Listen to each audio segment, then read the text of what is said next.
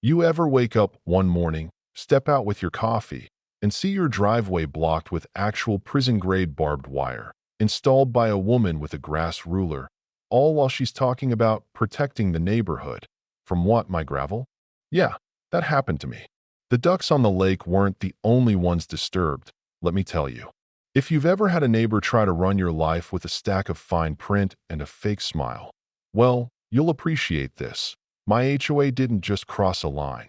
They wrapped it in wire and dared me to notice, so there I am, still in my pajamas, staring at a brand new chain link fence topped with barbed wire that definitely wasn't there when I went to bed. Next to it stands a woman in a business suit at 5 a.m., holding what looks like a ruler for measuring grass. She's got a portable mic, like she's campaigning for office, preaching about how this isn't the Wild West and how she'll bring order to suburbia.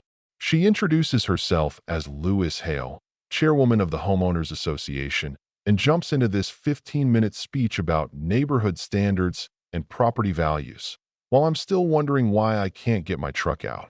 Now, I spent 15 years working county infrastructure, bridges, roads, you name it, so I know a thing or two about property lines and permits.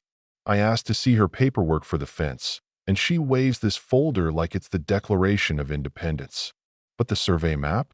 It's about 3 feet off, right onto my land. I point that out, thinking she'll apologize or at least offer to fix it, but she just doubles down, says the HOA voted that my place doesn't fit the neighborhood aesthetic. That's when my neighbor, Malcolm Simmons, walks over. He's been here 20 years, way before the HOA. He pulls me aside and says, "Justin, these folks don't stop till somebody stops them. They'll bury you in paperwork if you let him." Malcolm's got this way of cutting through the nonsense, and he warns me. Lewis isn't just some overzealous neighbor. She gets off on control. Well, Lewis overhears us, and in this ice-cold tone, says if I touch the fence, I'll get fined $3,000 for destruction of community property. When I point out, again, that it's on my land, she just smirks. "Prove it in court, Mr. Patterson. This isn't the wild frontier anymore." And the way she says it, like I'm 5 years old, something inside me just clicks. I've dealt with bureaucratic bullies before, but this was next level. But here's the thing about being a bridge engineer. You learn to see solutions where others see problems. As Lewis is gloating, I'm looking at that 3-foot strip and thinking, if she wants to play property games, I can play too. I tell her I'll need to review the paperwork. She's satisfied, thinking she scared me off, packs up her ruler, and struts away. As soon as she's gone, I'm inside digging out my survey tools and old property deed.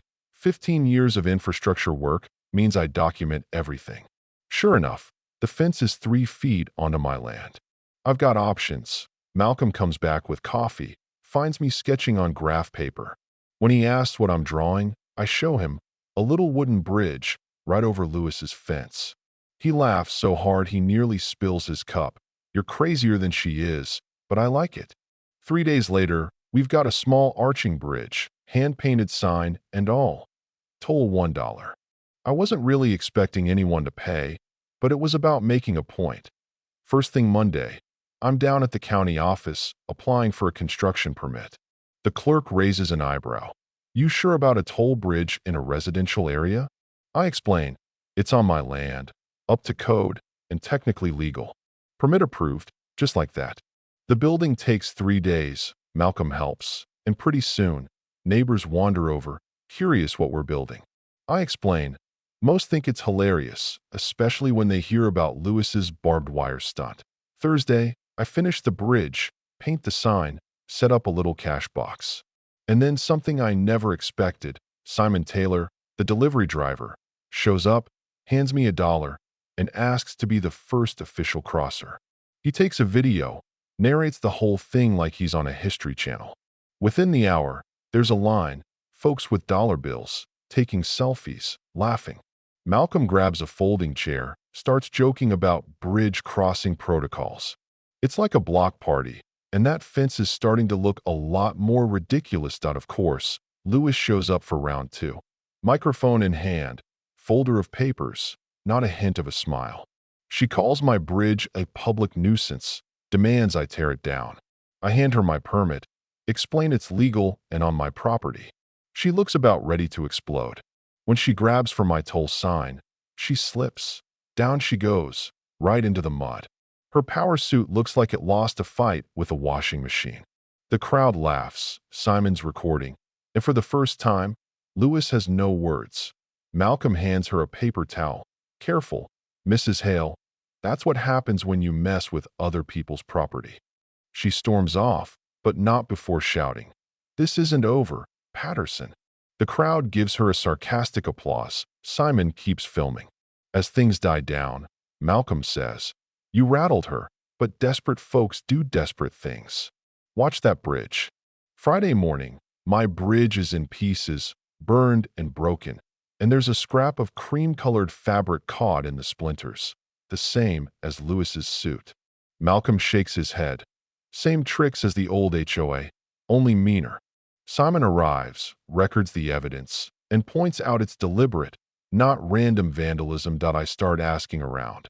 Old Mr. Donnelly mentions seeing a silver SUV parked at 2 a.m., and I find a cigarette butt, Avalon Gold, the same brand Lewis smokes. Simon finds a video still, Lewis, cream suit, cigarette in hand. The more I gather, the clearer it gets. She wanted to teach me a lesson. But here's the thing about construction, guys. We don't quit. We rebuild, better and stronger.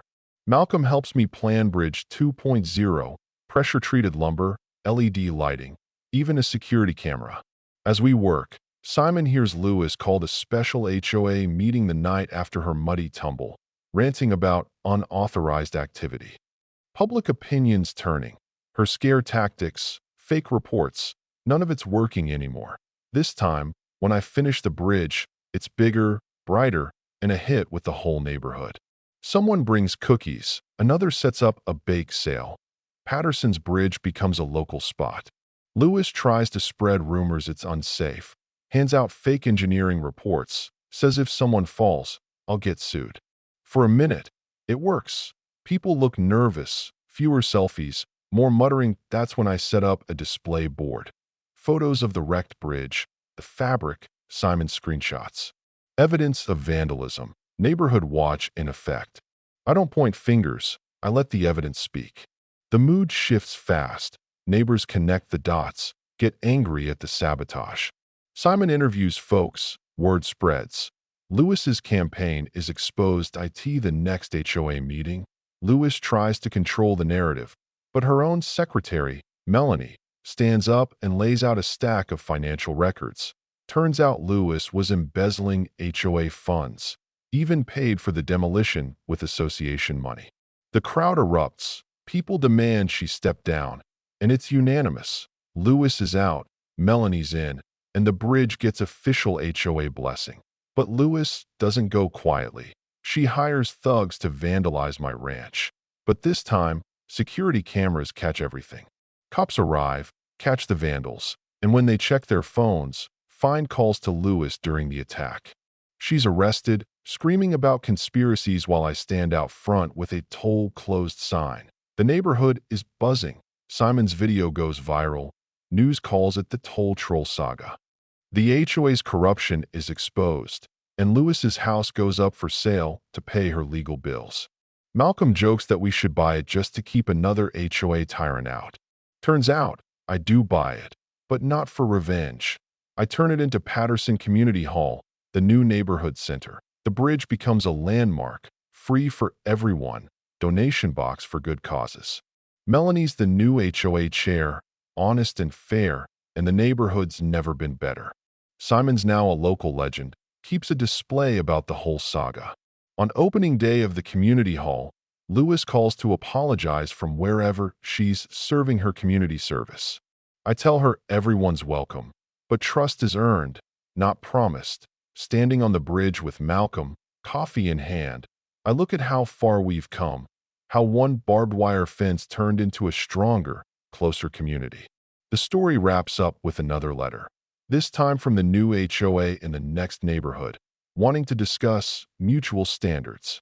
Malcolm just laughs. Build a moat. This time, with ducks. HOA folks hate ducks. Some bridges are worth building, and some stories are worth telling twice, especially when the second time you're building over fear instead of fences. So what do you think? Ever had an HOA cross a line in your neighborhood? Tell me your wildest stories. Because out here, sometimes the fight for justice really does start with a single stubborn bridge.